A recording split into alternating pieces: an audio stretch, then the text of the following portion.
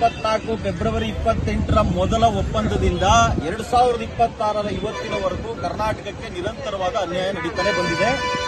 So ಈಗ ಒಂದು ಸತ್ಯವನ್ನ ಅರ್ಥ ಮಾಡ್ಕೋಬೇಕು. ಕರ್ನಾಟಕದಲ್ಲಿ ನೀರಿದ್ರೆ ತಮಿಳುನಾಡಿಗೆ ಯಾವತ್ತು ಬೇಕಾದ್ರೂ ಬಿಡ್ಬೋದು, ಆದರೆ ತಮಿಳುನಾಡಿಗೆ ಹೋದಂತ ನೀರು ಹಿಮ್ಮುಖವಾಗಿ ಕರ್ನಾಟಕಕ್ಕೆ ಬರಲ್ಲ. ಈ ವಾಸ್ತವಾಂಶವನ್ನ ನ್ಯಾಯಾಲಯಗಳು ಮತ್ತೆ ಏನು ಕಾವೇರಿ ನದಿ ನೀರು ಹಂಚಿಕೆ ಪ್ರಾಧಿಕಾರ ಇರ್ಬೋದು ಅಥವಾ ಸಮಿತಿಗಳು ಅರ್ಥ ಮಾಡ್ಕೋಬೇಕು. ಇಲ್ಲಿ ನಾಳೆ ನಡೀತಕ್ಕಂಥ ಸರ್ವ ಸದಸ್ಯರ ಸಭೆ ಏನಿದೆ, ಆ ಸರ್ವ ಸದಸ್ಯರ ಸಭೆ ಪಕ್ಷಾತೀತವಾಗಿರ್ಬೇಕು. ನಾವು ರಾಜಕೀಯ ನಾಯಕರಿಗೆ ಅಧಿಕಾರ ಕೊಟ್ಟಿರ್ತಕ್ಕಂಥದ್ದು ನೀವು ಬೀದಿ ಹೋರಾಟ ಮಾಡಿ ಅನ್ನೋದಕ್ಕಿಂತ ಹೆಚ್ಚಾಗಿ ನೀವು ಕಾನೂನುಗಳನ್ನ ರೂಪಿಸಬೇಕು, ಪ್ರಾಧಿಕಾರಕ್ಕೆ ಒತ್ತಡವನ್ನು ತರಬೇಕು, ಕೇಂದ್ರ ಸರ್ಕಾರಕ್ಕೆ ಒತ್ತಡವನ್ನು ತರಬೇಕು ಅನ್ನುವಂಥ ಉದ್ದೇಶದಿಂದ ನಾವು ಅವ್ರಿಗೆ ಅಧಿಕಾರ ಕೊಟ್ಟಿದ್ದೀವಿ. ಅವರು ಸಂವಿಧಾನಬದ್ಧ ಅಧಿಕಾರವನ್ನ ನದಿ ನೀರು ಹಂಚಿಕೆ ವಿಚಾರದಲ್ಲಿ ಕರ್ನಾಟಕಕ್ಕೆ ಅನ್ಯಾಯ ಆಗದಂಗೆ ನೋಡ್ಕೋಬೇಕು. ನಾಳಿನ ಸರ್ವ ಸದಸ್ಯರ ಸಭೆಯಲ್ಲಿ ಎಲ್ಲಾ ಪಕ್ಷದ ಸದಸ್ಯರು ಪಕ್ಷಾತೀತವಾಗಿ ನೆಲ, ಜಲ, ಭಾಷೆ, ಸಂಸ್ಕೃತಿಯ ಬದ್ಧತೆಯಿಂದ ಅವರು ಕಡ್ಡಾಯವಾಗಿ ಹಾಜರಾಗಬೇಕು. ಎರಡನೇ ವಿಚಾರ ಏನು ಅಂತಂದ್ರೆ, ನಮಗೆ ಇರ್ತಕ್ಕಂಥದ್ದು ಎರಡೇ ದಾರಿ. ಒಂದು ನೀರು ಬಿಡಬೇಕು, ಇನ್ನು ಸುಪ್ರೀಂ ಕೋರ್ಟ್ಗೆ ಮೇಲ್ಮನವಿ ಸಲ್ಲಿಸಬೇಕು. ಸುಪ್ರೀಂ ಕೋರ್ಟ್ಗೆ ಮೇಲ್ಮನವಿ ಸಲ್ಲಿಸಿದ್ರೆ ಅದು ಪ್ರಾಧಿಕಾರದ ತೀರ್ಪನ್ನ ಎತ್ತಿಡಿಬಹುದು, ಇಲ್ಲ ಅಂತಂದ್ರೆ 500 ಕ್ಯೂಸೆಕ್ ಕಡಿಮೆ ಮಾಡಿಬಿಟ್ಟು ನೀರು ಬಿಡಿ ಅಂತ ಹೇಳ್ಬೋದು.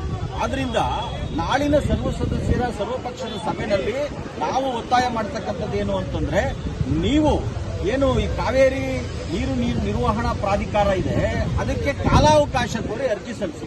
15 ದಿನನೋ ವಾರನೋ ತಿಂಗಳು ನಮಗೆ ಕಾಲಾವಕಾಶ ಕೊಡಿ. ಆ ಕಾಲಾವಕಾಶದಲ್ಲಿ ನಮ್ಮ ನೀರಿನ ಪ್ರಮಾಣ ಜಾಸ್ತಿ ಆದ್ರೆ ನಾವು ನೀರು ಬಿಡ್ತೀವಿ ಎನ್ನುವಂಥದ್ದನ್ನ ಇವರು ಮನವರಿಕೆ ಮಾಡಿಕೊಡ್ಬೇಕು.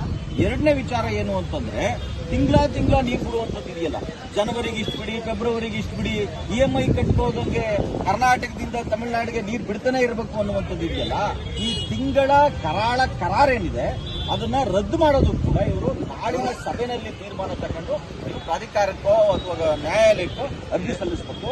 ಜೊತೆಗೆ ಪ್ರಧಾನವಾದ ವಿಚಾರ ಏನು ಅಂತಂದ್ರೆ, ಇದುವರೆಗೂ ನಡೆದಿರತಕ್ಕಂಥ ಕಾವೇರಿ ವಿವಾದದ ಮೂಲ ಸಮಸ್ಯೆ ಏನು ಅಂತಂದ್ರೆ, ಕೋರ್ಟ್ ಹೇಳಿರೋ 2018ರಲ್ಲಿ ಕೋರ್ಟ್ ನಮಗೆ ಹೇಳಿರ್ತಕ್ಕಂಥ ವಿಚಾರ ಏನು ಅಂತಂದ್ರೆ, ನೀರಿದ್ದಾಗ ನೀರು ಎಷ್ಟು ಬಿಡಬೇಕು ಅನ್ನುವಂಥದ್ದಿದೆ, ಆದ್ರೆ ನೀರು ಇಲ್ಲದಿದ್ದಾಗ ಎಷ್ಟು ಬಿಡಬೇಕು ಅನ್ನುವಂಥದ್ದನ್ನ ಎಲ್ಲೂ ಮೆನ್ಷನ್ ಮಾಡಿಲ್ಲ. ಈ ಕಾವೇರಿ ನೀರು ನಿರ್ವಹಣಾ ಸಮಿತಿ ಆಗಿರ್ಬೋದು, ಕಾವೇರಿ ಪ್ರಾಧಿಕಾರಗಳಾಗಿರ್ಬೋದು, ಇವು ಮಧ್ಯೆ ನ್ಯಾಯ ಪಂಚಾಯಿತಿ ಮಾಡುವಂತ ಕೆಲಸವನ್ನು ಮಾಡ್ಕೊಂಡು ಬಂದಿದ್ದಾವೆ. ಆದ್ರಿಂದ ಇದು ಶಾಶ್ವತ ಪರಿಹಾರ ಆಗುವಂತ ನಿಟ್ಟಿನಲ್ಲಿ ನಾಳಿನ ಸಭೆ ಪ್ರಯತ್ನ ಮಾಡಬೇಕು.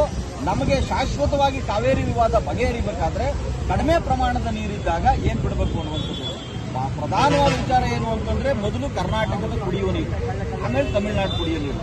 ಮೊದಲು ಕರ್ನಾಟಕದ ಬೆಳೆ ರಕ್ಷಣೆ, ಆಮೇಲೆ ತಮಿಳುನಾಡಿನ ಬೆಳೆ ರಕ್ಷಣೆ. ಈ ಮಾದರಿನಲ್ಲಿ ನೀವು ಸೂತ್ರವನ್ನು ರಚನೆ ಮಾಡಿ ಬದ್ಧತೆಯನ್ನು ಪ್ರದರ್ಶನ ಮಾಡಿ, ನಿಜವಾಗ್ಲೂ ಕಾವೇರಿ ಕೊಳ್ಳದ ರೈತರು ಮತ್ತು ಸಾಮಾನ್ಯ ಜನರ ಬದ್ಧತೆ ನಿಮಗೆ ಇರಬೇಕಾದ್ರೆ ಈ ತರದ ನಿರ್ಣಯಗಳನ್ನ ತಗೊಂಡು ಈ ಜನಕ್ಕೆ ಅನುಕೂಲ ಮಾಡಿಕೊಡ್ಬೇಕು. ಈ ರೋಡ್ ಶೋಗಳನ್ನ ಏನು ರಾಜಕಾರಣಿಗಳು ಮಾಡಬಾರದು, ನಿಮಗೆ ಶೋ ಮಾಡೋದಕ್ಕೆ ಜಾಗ ಇದೆ ಅಲ್ಲಿ ಮಾಡಿ ಅನ್ನುವಂಥದ್ದು ಹೇಳಿ ನಮ್ಮ ಸಂದೇಶ.